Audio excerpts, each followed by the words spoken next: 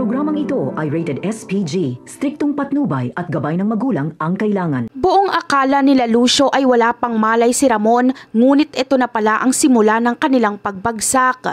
Hindi kasi nila alam na gising na pala si Ramon. Tahimik na pinag-aaralan ni Ramon ang galaw nila Lucio sa loob ng tumatakbong sasakyan. Nagpanggap siyang wala pang malay habang ang kanyang isip ay gumagawa na ng isang matalas na plano para makawala. Ang bawat segundo ay pinaghahandaan niya at nag-aabang sa pinakatamang pagkakataon upang sumalisi at bawiin ang kanyang kalayaan. Ang tiwala nila Lucio sa kanilang sarili ang naging laso nila para makatakas sa kanila si Ramon. Hindi na nga nag-aksaya pa ng oras si Ramon at ginawa niya na ang kanyang plano. Sa isang mabilis na pag-atake, sinunggaban niya ang baril ng isa sa mga miyembro ng Red Phoenix. Walang humpay at walang awang inisa-isa niya ang mga kalaban. Gamit ang isang kasanayan na hindi na paghandaan nila Lucio. Ang mabilis at marahas na pagresponde ni Ramon ay nagdulot ng gulo at pagkabigla. Naging matagumpay ang kanyang pagtakas. Naiwan ang mga nagulat na natitirang kagrupo ni Lucio sa loob ng sasakyan. Ngunit hindi nag-aksaya ng oras si Lucio. Agad niyang sinimula ng galit na pagtugis kay Ramon.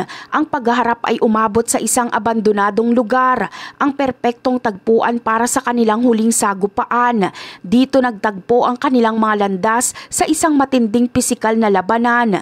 Mabilis na lumamang si Ramon. Ang kanyang tuso at kahusayan sa pakikipaglaban ay higit pa kay Lucio na mabilis na nadehado sa kanilang laban. Ang dating mayabang na si Lucio ay unti-unting pinanghinaan ng loob. Habang nagpapatuloy ang bakbakan, kitang-kita na panalo na si Ramon. Ang mga miyembro ng Red Phoenix na sumama kay Lucio ay tumalikod at iniwan na siya. Kinain sila ng takot. Alam nilang kahit mag-isa si Ramon ay hindi nila ito kayang harapin. Naiwan si Lucio na nag-iisa at walang kakampi at tuluyang nabihag sa kamay ni Ramon. Sa ngayon ay hawak na ni Ramon si Lucio. Nabaliktad na ang sitwasyon nilang dalawa. Malaya na si Ramon at ngayon ay siya na ang may kontrol sa lahat.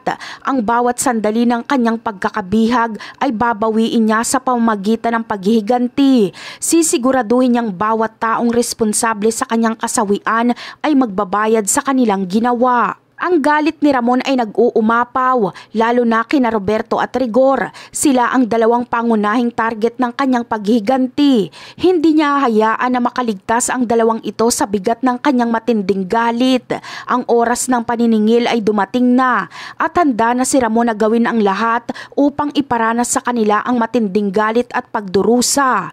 At yan ang ating aabangan. Bye!